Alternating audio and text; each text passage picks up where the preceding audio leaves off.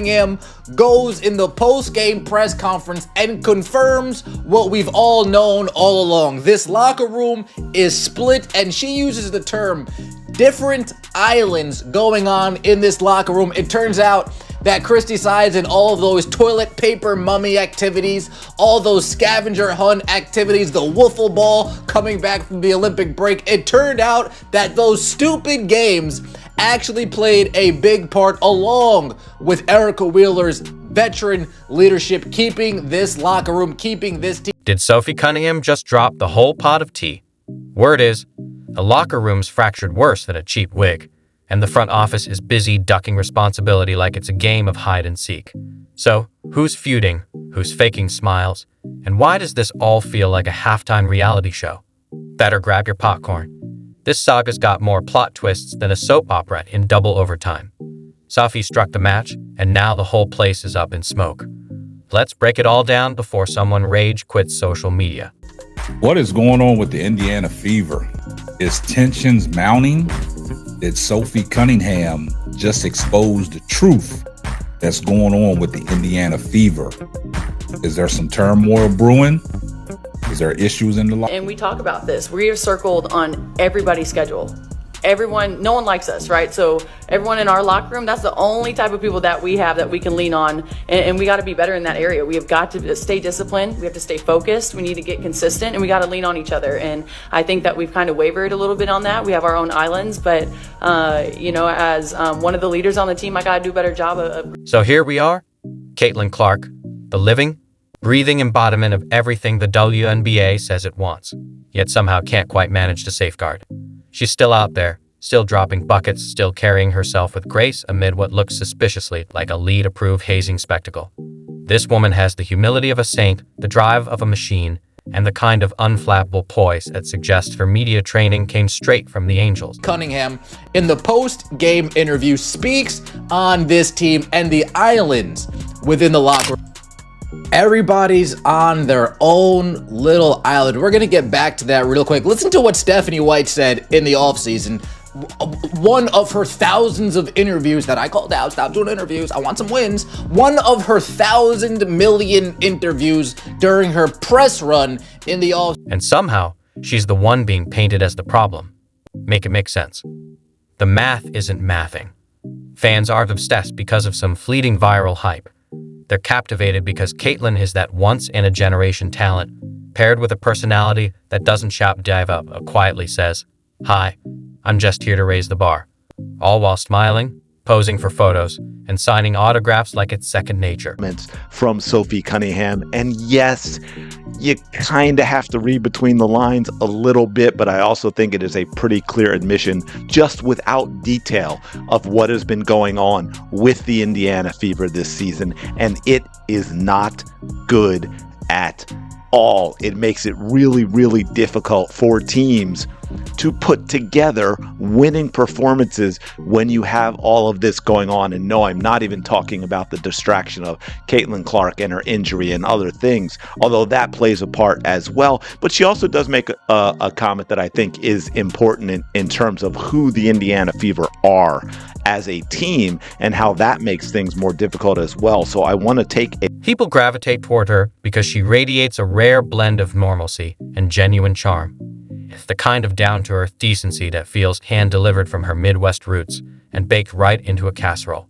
She's not just remarkably skilled, she's good in a moral sense, which in today's sports world feels almost mythical. I'm not sure Sophie meant for it to come out like that, but it's something I have suspected for a while, maybe about 4 weeks now.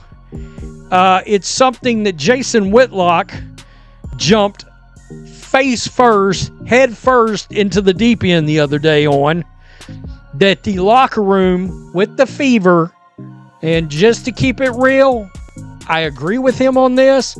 I think there are some preferences in the locker room where these young ladies differ in how they handle or how their preferences in their personal lives, and the locker room is divided. Let's talk about what's actually happening in the locker room, where peace is about as common as a technical foul on her defenders. Meanwhile, the Fever front office seems content to shuffle papers while their star player gets elbowed, hacked, and quietly pushed to the margins by her own team. Forget building chemistry. They're building resentment. This isn't some minor personality clash. It's more like a low-key civil war. Half the team looks like they'd rather sit on the bench than pass her the ball, and the rest are too caught up in their own battles to help. The system is a mess. This isn't development, it's dysfunction. It's like giving Einstein a crayon and locking him in a kindergarten class. Caitlin's court vision is wasted on teammates who'd rather miss shots than look her way. The game plan seems to be ignore your best player, take bad shots, and hope Clark cleans it up at the podium afterward. Damn thing on repeat, man. That clip where she grabbed the girl and threw her down, so foul. It's a hard basketball foul, probably over the top. Of course it is, but why would it not be given the circumstances? But once she did the clinch, man, MMA fans, UFC, grappling, Muay Thai, we all know. Once you seen that clinch, it was like, okay, she just ain't no regular fucking person. She knows something. She got some skills, and I guess she has like a black belt in Taekwondo or some shit like that, which is wild. And apparently she was the kicker on a high school football team. She doesn't need to throw chairs or post cryptic tweets. She just needs to do what stars have always done. Draw a line. Either the coach goes or she does. That's where this is. Subtlety isn't helping, and staying quiet won't fix it. The league is profiting off her image. The front office is enjoying the spotlight, and meanwhile she's expected to smile while teammates glare at her like she's stolen their spot. Every great player hits a moment where they choose: keep carrying a broken system or push to rebuild it. What's striking is how patient she's been. Most in her place would have already complained, dropped hints on social media, or aired it out on a podcast. Caitlin just keeps showing up, taking hits, and handling it with more grace than anyone should have to.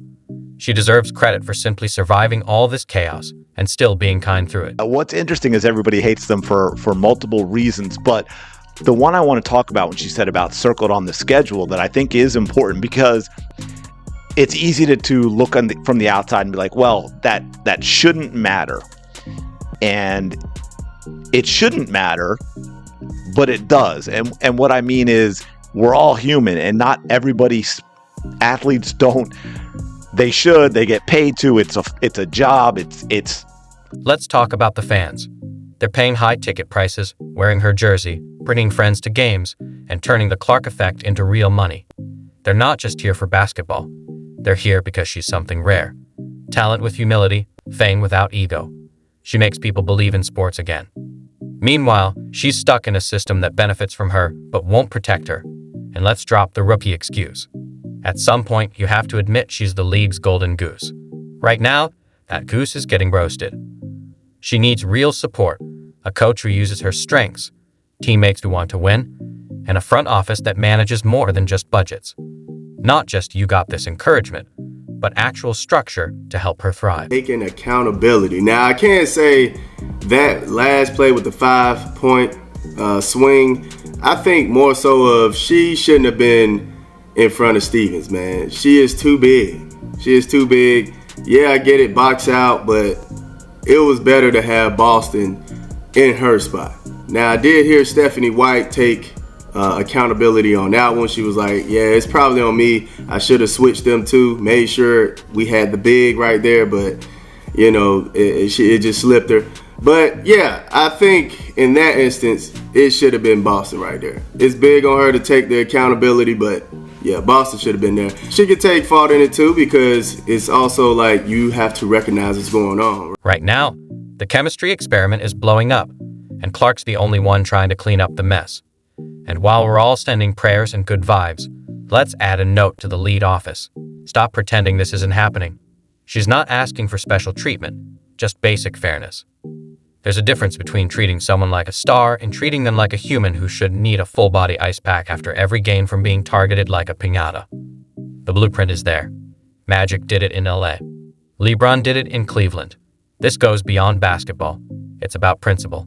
The WNBA has a chance to become bigger, better, and truly mainstream. That road runs straight through Caitlin Clark. Right now, though, they're dropping the ball, the story, and the whole plan. She's playing 4D chess in a league still arguing over checkers rules. So after last night, another collapse by the Indiana Fever, and giving up a fourth quarter lead to lose the game. Sophie Cunningham had pretty interesting words in the post game, after the post game interview, and what she said pretty much spot on for what everybody has been thinking, or some of us have been thinking, is that there is some kind of issue in the locker room, and she put it plain and simple as we could get it. And maybe this could lead to what DeWanna Bonner left. Now, there could be some issues, there could be some players, and we already know that there's a gender out against. But I just think that it's impossible to think that's not a real possibility here. You know, and it should be noted, Stephanie White. All right, Stephanie White checks some boxes. And then you've got Sophie, and you got Caitlin, and you got Aaliyah, and you got Lexi. To my knowledge, probably Demarius Dantis, but I don't know. Michaela Timpson, I don't know. That don't check some